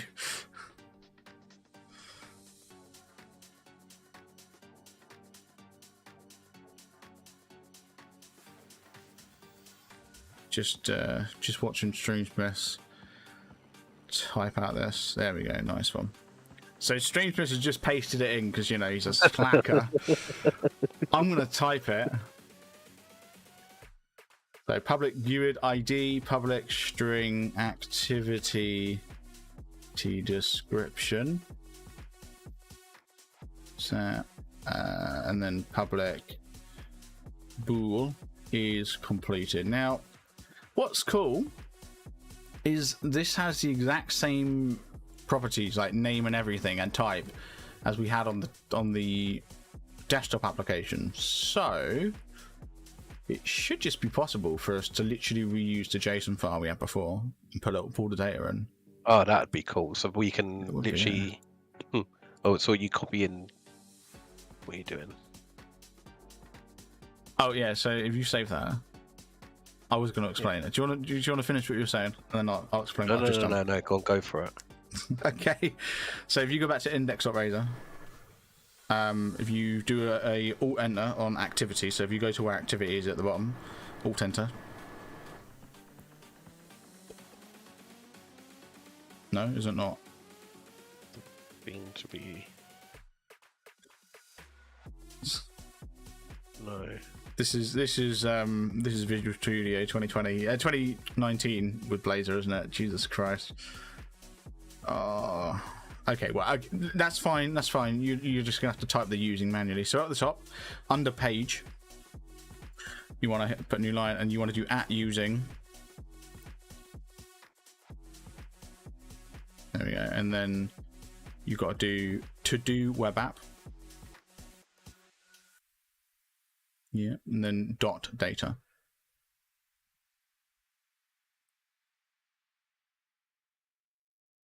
Oh, I know what's going on here. Okay, tell you what, remove that line, because I think I know what's happened here. If you go back to activity.cs. Yeah, okay, what's happened is where you copied it over, yeah, that you got to replace that with to do web app. .data.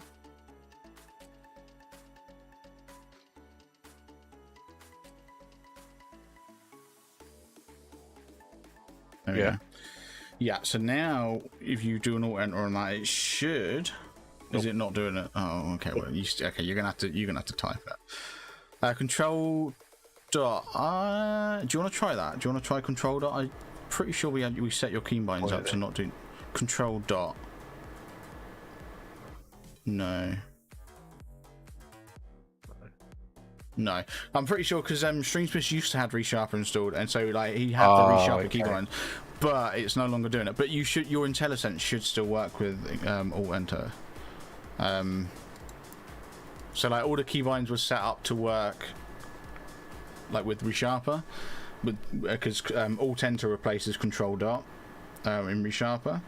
But his is actually like, he had the trial and it's expired. Which is why I'm having all this fancy stuff happen for me, and he has to do it all manually. all right. I'll get round to buying it soon. After my holiday, maybe. Yeah, no, it's all good. It's all good. Anyway, so he's just had to type this manually. That's all. That line there. Right. If I just So now we've got our 4 each. There we go. All right, fair enough. Yeah. Inside our 4 each, we're now going to write some HTML that will essentially loop. Like the 4 each will loop through activities and render whatever's inside of it for each object in activities, for each activity, basically. And because we've got this var array, we can reference each activity. So inside here, we're going to do a tr tag, just like we did before for our header, but this time it's not our header. So yep, tr, and then inside the tr we then want to do td, not th this time because it's not a header. But yes, inside td we then want to do can we do a dot? No, we want to do @ symbol. Oh no, this is a tick box, isn't it? So we can do, I think it's input. Let me just check. Type checkbox. Yeah. Okay. So inside the TD tag, we still want the TD tag. We want to do an input tag inside this one. So it's open crocodile bracket input, and it should automatically close it for you. It's good. I'm messing loads of things up. For some reason, my insert key keeps bloody toggling. Yeah, that's weird.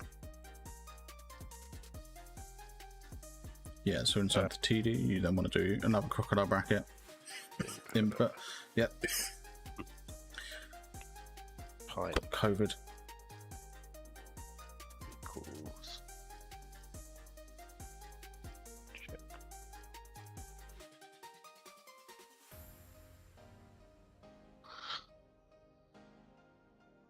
Checkbox, yeah. There you go, and then just put a slash, and it should automatically. Oh, okay, maybe not. Maybe that's a resharpen thing. All right. Cool, awesome. So we've got a checkbox, and now we want to do value. Actually, no, not value. We're going to use a Blazor feature here. You want to do after the quotes, you want to do a space, and then @bind equals. Oh god, that's horrible. I've just seen the colour of your bind. That takes me back to the early days of Blazor. Back when I was working on do you remember Swift? Yeah. Yeah, we were. Did you know about the fact that we were going to make it a web app? I think so. Yeah. Yeah, we were going to remake it in Blazor, and like, you know, that's the whole reason Paul joined the team. Paul was brought on to make it a Blazor app, and obviously then that didn't happen. I mean, to be fair, the pandemic hit, and like we never actually transitioned, but it was really early days anyway, and like we were really limited in features, and like it was horrible. We had to make so many compromises. Yeah. But yeah, no, just seeing what you've got there, the style of it, like the colouring and stuff, takes me back. That horrible greeny blue colour that bind is. Ugh. I've got this lovely purple one. It's great. Anyway, inside bind, we want to do okay,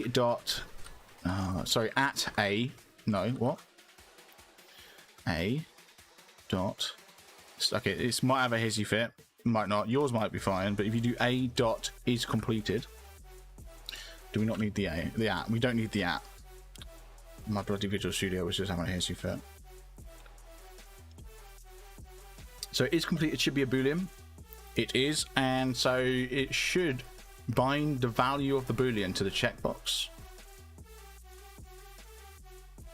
I think. How do you check that? We're gonna have to run it. There's no point running it right now though, because there's nothing inside the list. We'll get to that. Don't worry. Sorry. Get that. Yeah. Anyway, we then also want to, on the new line, by the way, we want to make another TD tag, because we're now going to add our activity description. We're done with the completed thingamajig now. It's just a checkbox, nice and easy. We got our next TD one, and we want to do another input. You forgot the crocodile bracket, didn't you? Yeah, and then type equals, and this time it's text.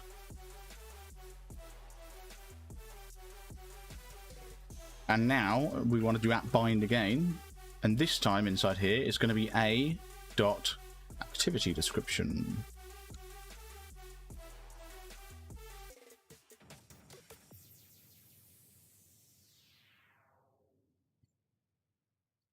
A bit.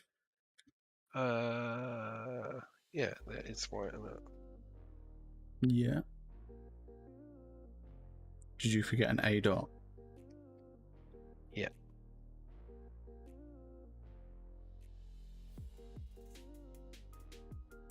Wait, why did it do it? Cool. And then that's activity description sorted.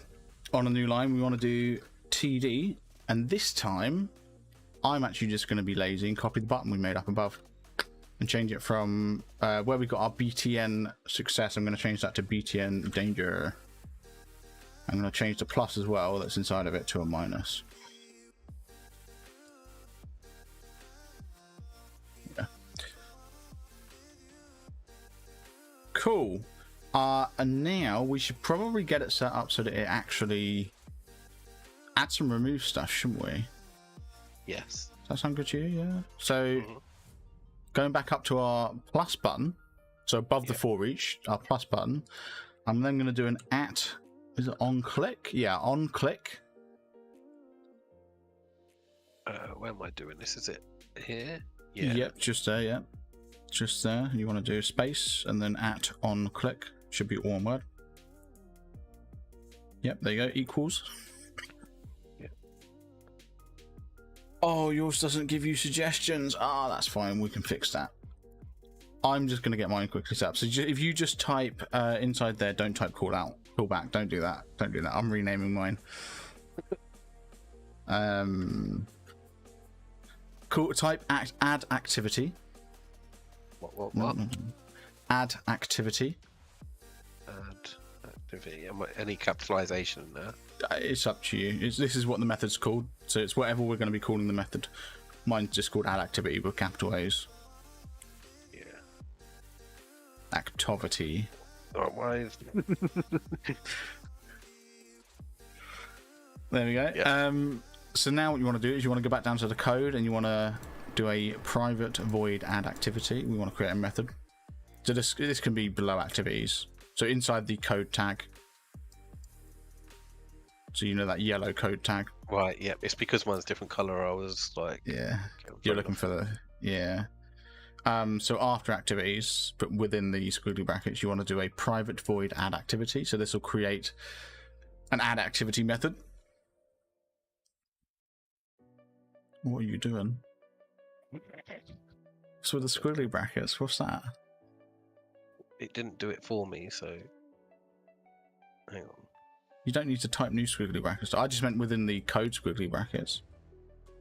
Right, 2 seconds. Yeah. Private. See, it's bringing me back here. Yeah, that's fine. Your activities is in the wrong place, that's all. The indentation of activities is wrong, that's all. Oh, okay. You're good. It's all good. There's a keybind I know that you can use to clean up your code, and I have absolutely no idea what it is. Again, that might be a bloody resharper feature, though. Probably. But yeah, all these indentation problems you're having, I thought you wouldn't, like, I'm gonna be honest, with resharper, and I think with Visual Studio 2022 you don't have that problem. I think half of this is... Like, that's it, I clicked here, and it's come to this point. Yeah, I think... Over here. I think half of the problems you're running into is just ReSharper does a lot of fancy stuff, and then I think half of it is it's 2019 and not 2022, which I can't believe is an issue. Like, that shouldn't be an issue. Anyway, we've got our add activity. All we're going to do, and this is nice and simple, we're just going to do activities dot add and then new activity. Let me just check something. Okay, yeah, that's fine. So new activity. I'm gonna wait for you to catch up with that one. Oh, I forget you don't have, like, hang on a sec. If you go back, if you delete that, because there's a bit that you missed. I just want to see if it automatically suggests it for you. If you get rid of everything, so if you get rid of everything before add, and including the dot, there you go. Type a dot. Type a, yeah, if you, oh, it doesn't give you the bracket, sorry. Yeah, you want to do brackets because this is a method. I hate that it doesn't do that automatically. So bad. But yeah, inside the brackets, this is where we do new activity. There we go, and then open close brackets. I mean, we can get rid of the open close brackets, so don't do them. Yeah, instead you want to do squiggly bracket. Hit enter. This is after activity, but before the, yeah, there we go. Oh, what there? Yep. And press enter. Yep. Yep. It's not done what you wanted it to. What? What? Oh, bloody hell. That is a squiggly bracket, yeah? Not a regular bracket, squiggly bracket. Then enter. Kind of. Okay, it's kind of worked. It's at least... Hang on, what are we doing? Want that there, right? That's where you are. Yeah, that's good. Inside the squiggly brackets, we want to do id equals GUID dot new GUID. So this is what we did in our desktop application. Just that fingered again. What are you doing?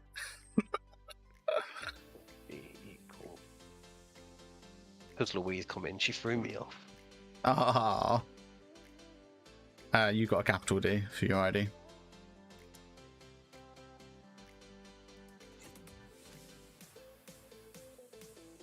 Yeah.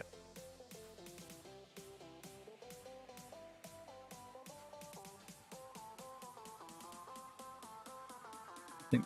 Well, you still there? I think everything's glitching out a bit. Yeah, that's my network.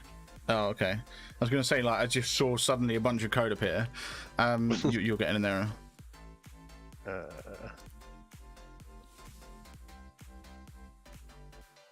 Activity does not contain a definition for ID.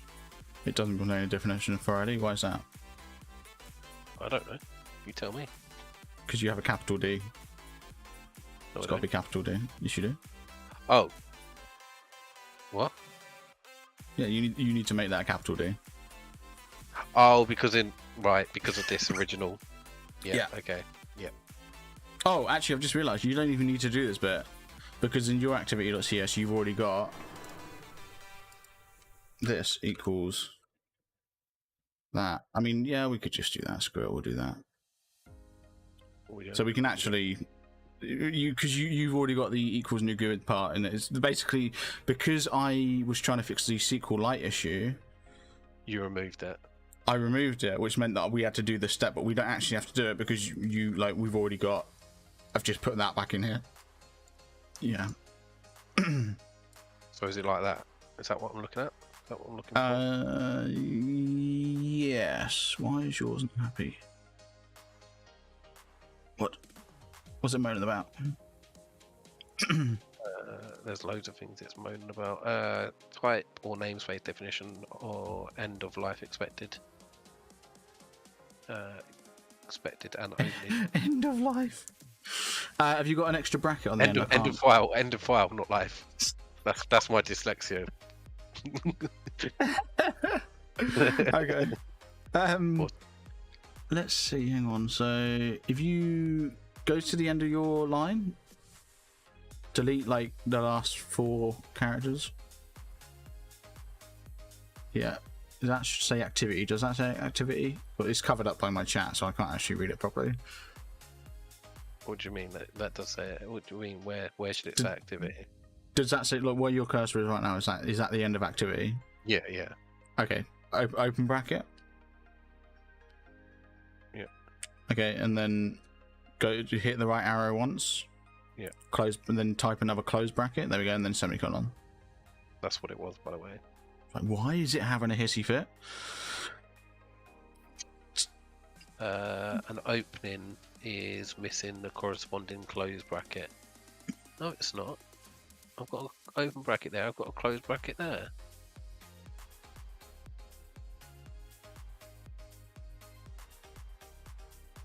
I'm just going to screenshot it so you can see it a little bit better. That's what. Hope that helps. No. Okay, do me a favor. I put a space here? Nope, that doesn't help. No. Do me a favor, just run it. Run it once.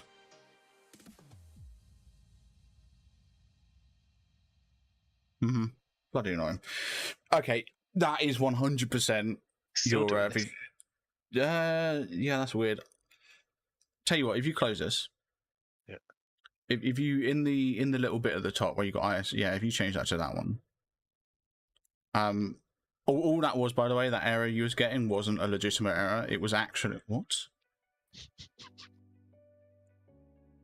Go back to your... Oh, no, what? No. Run it again. Hang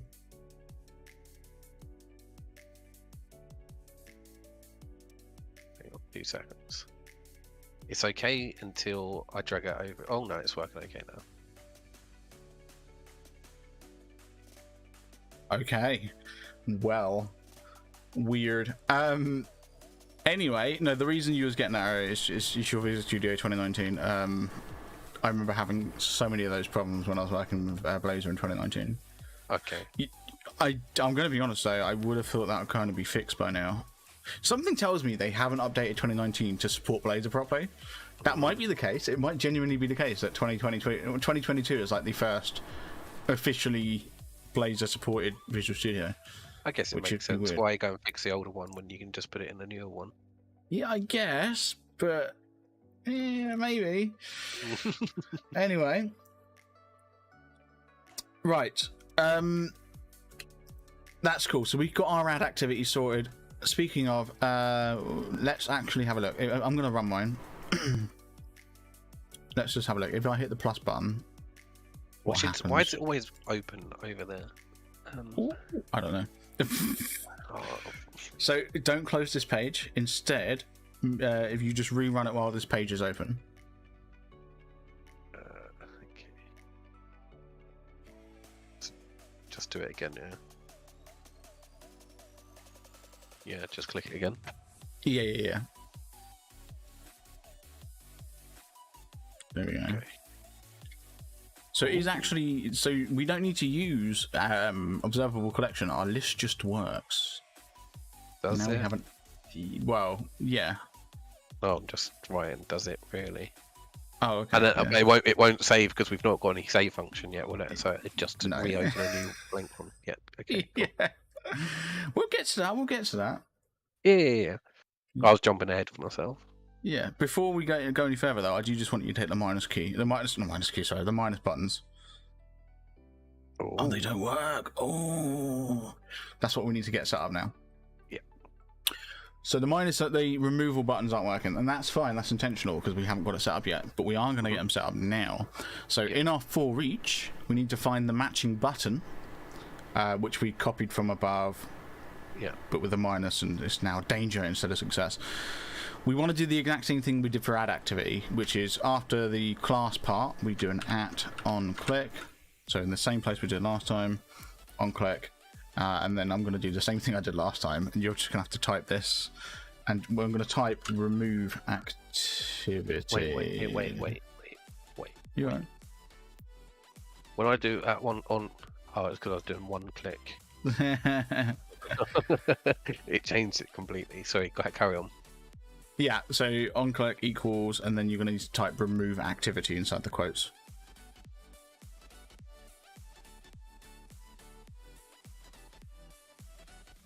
Remember, this is what the method is called. And then what? We've got to create create it. Yes. Okay. And that'll be what down here? Yep. So not inside the add activity. Oh, of course. Yep. My bad. Wasn't reading up. I mean, if you want, I'm going to be honest. If you want to make it easier, you could literally just copy add activity and just replace the add with remove. I mean, not for the bit inside of it, but you can copy the method and then just delete what's inside of it, I guess. Or that, yeah. Just there you go. Just copy that. I know what you mean. Yeah. There you go. Yeah, delete that and then just rename it to remove activity. Cool. Right. Unlike the add activity, though, like add activity is all fine and dandy. We click the button, it adds a new activity, and it doesn't take anything into the method. It's really simple. Remove activity, on the other hand, we need to know what we're removing, so we actually need to pass something into it. So, GUID. Yes, we need to tell it. We need to give it a GUID. So, for private void remove activity, and inside the brackets for remove activity, we're going to type GUID ID. It will give us an error, likely. Nope, you're in the wrong place. Am I? Yeah. Oh, yeah.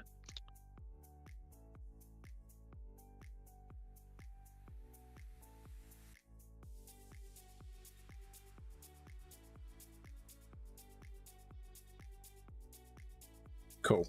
So that's then causing an error in our button, but we're going to get to that. We're not getting too worried about that right now. We'll get to that. We're going to deal with the method first, and then we'll fix the error up here. So our method remove activity, we're pulling in an ID, which is going to be the ID from our for each loop. It's going to be a.id. So that's the ID of our activity, and all we need to do is it's identical to how it's the exact same method basically as what we did on the front end, like on the desktop app. So in remove activity, we can literally copy it. By the way, we might as well copy it. Whereabouts are we? Sorry. So this is in. So this is in our. So this will be if you go to activity management. So we've got a region. Do you remember the regions? We've got a region called activity management, and inside remove activity, you just basically want to copy those 3 lines that are in there. Yeah, there you go. Those ones.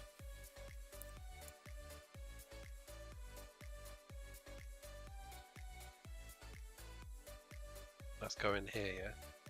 That's going inside there, yeah. Did you type throw not implemented thingy? Yeah. Okay. You're getting an error because we actually our list is called something different. So our list is called activities instead of activity lists. So you just need to rename it. Yeah, to say activities.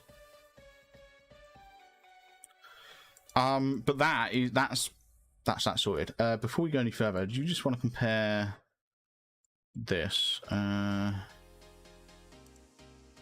Okay, that's fine.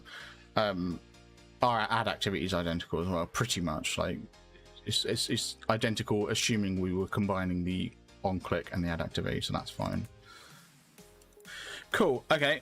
I'm gonna go back to the web app here, so we don't actually need to look at the other one. Not right now. We got our remove activity. We've got our add activity. We've got a problem though with our button. Remove activity is now giving us an error, and the reason is because we need to give it an ID. So we actually need to get that set up. So what I want you to do is highlight that remove activity thing, as in like select it or whatever, copy all of it, or cut it specifically. We need to cut that. We're going to repaste it in a second. But what we're going to do first, let me just check something. Okay, that's cool. If you just type inside the quotes, if you type X, this can be whatever you want. It doesn't have to be an X. It can actually be, let's do an underscore, not an X. Let's do an underscore. And then equals greater than. So this is kind of similar to our link queries that we did last time. And then now we want to paste remove activity. So this is still within the quotes. Yeah, there we go. And then open close bracket. And inside the brackets, we want to type a.id.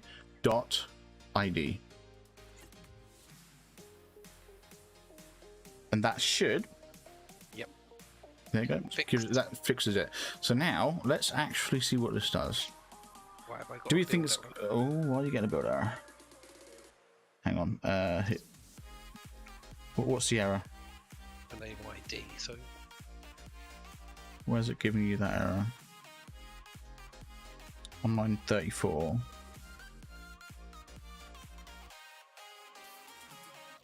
Oh, I know what's happened. If you look at what's the thing you're passing in? If you go look on line 32, in the brackets, it says GUID ID. Yeah.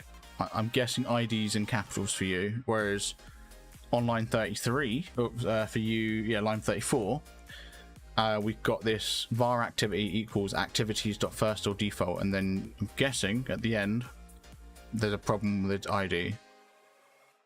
Yeah. Yes, because it's got to match whatever you pass in. Ah, Oh, I see. Yeah, I see.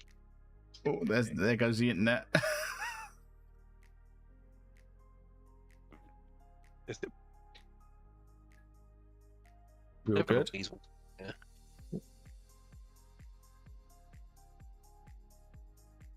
Can you hear me? Hello. Now? Oh, hello. Yeah, you're a bit roboty. Hopefully, I'll come back in a sec. Yeah, I think for the most part you're alright. Oh. Oh, I'm getting a Discord error. Lovely. The stream you're viewing is currently reduced video or audio quality. Apology. Thank you. Oh, yeah.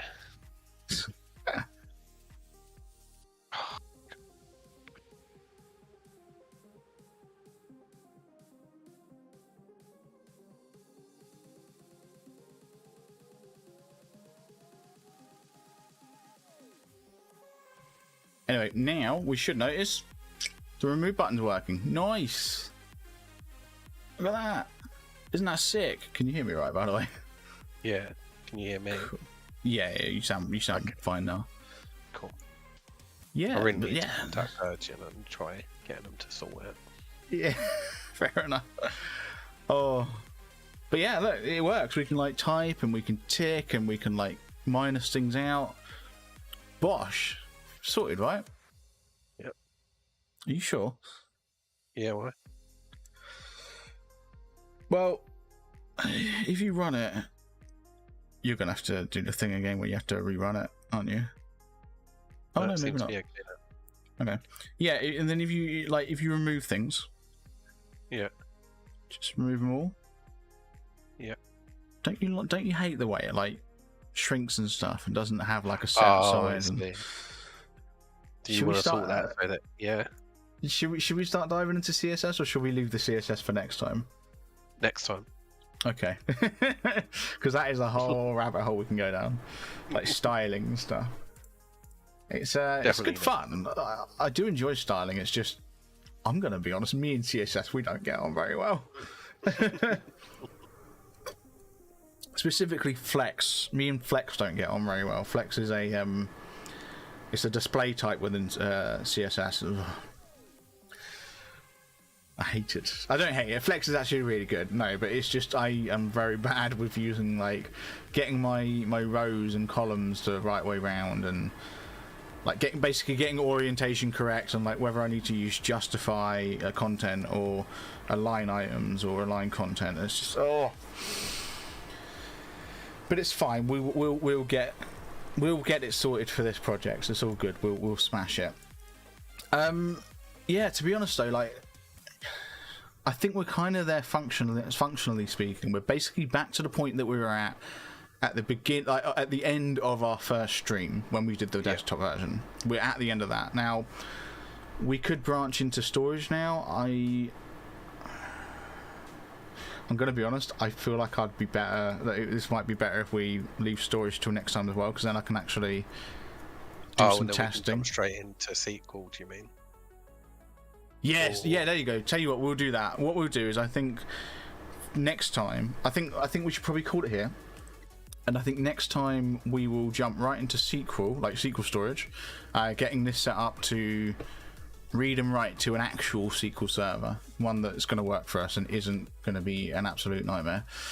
And then we'll move into CSS after we've done that. How does that sound to you? Yeah, sounds good to me. Cool. But yeah, in that case then, I think we're like, that's where we're going to call it. Like, let me just give it one more run so we can actually see. It's very primitive, very basic. It works. I mean, again, like I said, the styling is a bit... but we'll deal with that next time. It's all right. But it works. You know, it's there. What more could you want? Other than storage and styling. Yeah, after we then functional. Oh god, we're losing you. Robot. My bad. I don't know what to say. Oh. I think that Streamsmiths' internet telling us that I think we're going to call it there.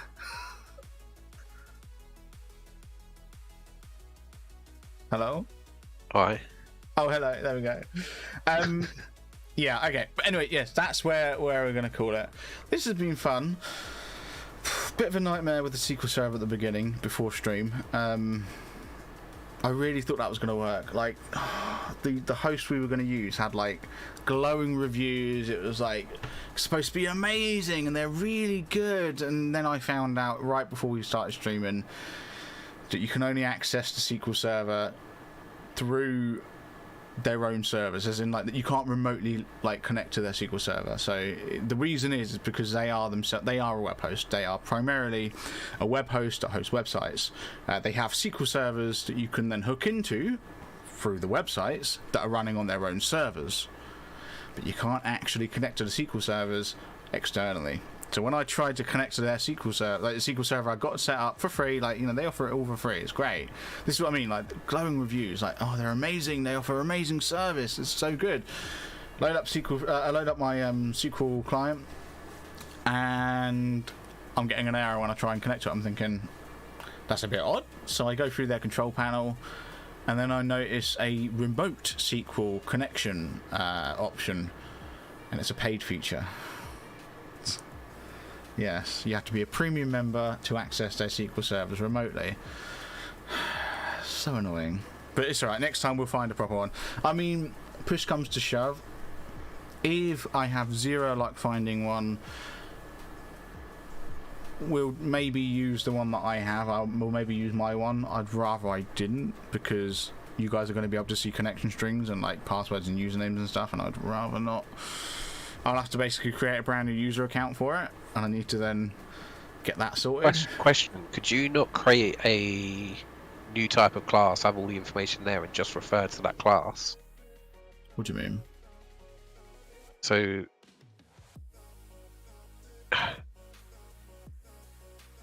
just trying to go back to like this. Can you still see my screen?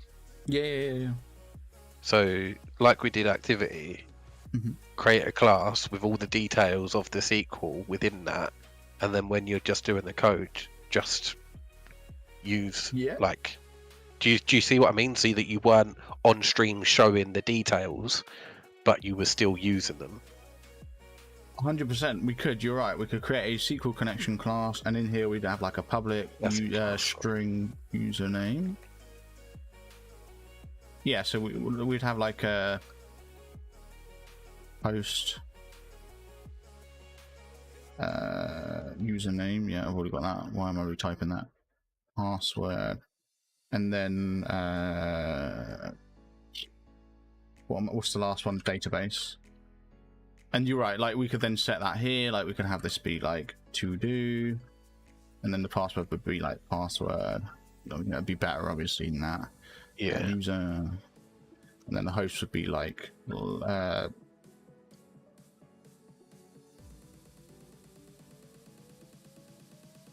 that's not actually my IP, but yeah.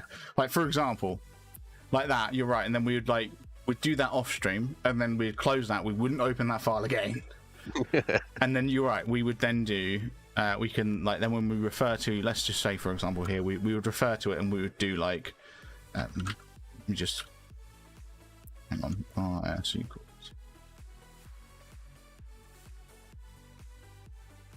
Yeah, so let's just pretend S has been pulled in. Like we could actually set up this as a service. So we would go not startup. Yeah, what am I doing? Startup. Is it startup? No, is it program? No, it's startup. What am I doing? I'm having a stroke. Yeah, it's here. We would do services.add singleton, and it would be SQL connection. Is that a single sign-on singleton? No, it's a singleton. So when we're adding services, there are different services. So if I go services.add, we have singletons, which is one on the server and only one on the server. You don't have like one of these per client. It's one for the server. So each client uses the same SQL connection file. There's also scoped, which I believe that's client based. So each time. Yeah, I think scoped is per tab. I don't remember. So, because there's also an add transient. I mean, Straw Maple, I don't know, are you still here? Like, you might be able to advise better. Do you know what the difference between transient and scoped is? Because I think I remember reading that scoped was tab based, and is transient then window based? I'm not 100% sure on that one. Sorry? I can't see Straw in the viewer list. Oh, okay. But yeah, Question. so basically, So if you was doing singleton, yeah, would that allow multiple people to log into it? Yeah, so basically, yeah, so singleton basically refers to the fact that there's only one of these on the server. Right. And the SQL connection simply just contains the connection details. So, yeah, we could then, we wouldn't do this. Let me just make this clear. You would not do SQL connections on the front end here. We would have to create a backend service, which we will be doing once we get into the SQL. We'd be creating a backend service that gets added again through this. We would add it as a service. So in the startup, we wouldn't have this SQL connection here. Well, no, we probably would. We would have like connection details there, but under this we'd do services.add singleton, and in here we would do our SQL service, and then we would pull that through here, and all of the SQL itself would be done in SQL service. And our front end would be doing an inject SQL service and then underscore SQL service. So this is essentially the equivalent of dependency injection, which we haven't gotten to as in our thingy. Don't worry too much about this. We're going to get into this next time, but we would do this thing where we do inject SQL service underscore SQL service, and that would then allow us to access this here. So we'd then do like SQL service dot get activities, like that. Basically, we would run this, and specifically we'd do like activities equals SQL service dot get activities. And that would basically say, right, our SQL service would have a method in it called getActivities, which already has the SQL code written, so the front end doesn't get to write any SQL, it doesn't actually get to modify any of the SQL. That's a security thing, that is. We don't want the front end to actually manipulate the SQL in any way. Instead, the back end runs getActivities for us, and then passes back a list of activities. So all the front end sees is, right, run that, give me activities, boom. Simple as. But anyway, going back to what I was saying though about the singleton for SQL connection, it's the same. Actually, it's like the same concept. We would just do SQL details. So I'm injecting SQL connection, which I've added as a singleton, which means that when the web server loads up, it essentially pulls in the SQL connection file and adds it as a dependency for the rest of our web app. And all that means is that other pages and other classes and things can then use that dependency using dependency injection. That's what this inject is. It's basically saying, right, that thing you preloaded at the start, inject it into this file. So we're injecting the SQL connection that we set up at the beginning, and we're calling it underscore SQL details. And then all we do is in our file down here, we do underscore SQL details dot, and then we can access database, host, password, username. Easy peasy, without actually seeing what they are. So yeah, that's what we'll do. Cool. That massive, big, long, discussion just to explain that yes, we will do that. I'm going to delete that file because we'll remake it when we actually do it. Yeah, so that's the plan. Next time we'll actually start using a SQL server to handle that for us, and that'll be good. And like I said, I think like I mentioned last time, we're going to be using MySQL, which does support GUIDs, so we don't have to worry about doing blob. I think it supports GUIDs, so we don't have to worry about blobs. I'm pretty sure it supports GUIDs.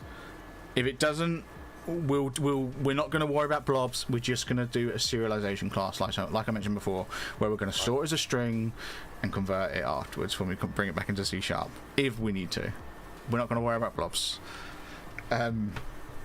Anyway, I think that's what we're gonna call it there. Do you have any questions for me?